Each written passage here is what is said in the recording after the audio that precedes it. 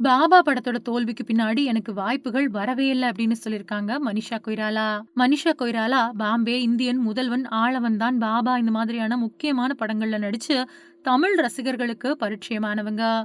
இவங்க தமிழ்ல கடைசியா தனுஷோட மாப்பிள்ளை படத்துல நடிச்சிருந்தாங்க. இவங்க போன வருஷம் நெட்ஃபிளிக்ஸ்ல வெளியான ஹீரா மண்டி வெப் சீரிஸ்லயும் நடிச்சிருந்தாங்க.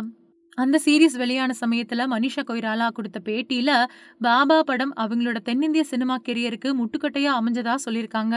பாபா என்னோட கடைசி பெரிய தமிழ் படம். அந்த படம் அப்போ ரொம்ப பெரிய தோல்விய சந்திச்சிருச்சு. ஆனா அந்த படத்துக்கு பின்னாடி அதிகப்படியான எதிர்பார்ப்பு இருந்துச்சு. இருந்தாலும் அந்த படம் தோல்விய தான் சந்திச்சது. ஆனா தென்னிந்திய சினிமாவுல என்னோட கெரியர முழுசா முடிச்சுட்டதா நான் நெனச்சேன்.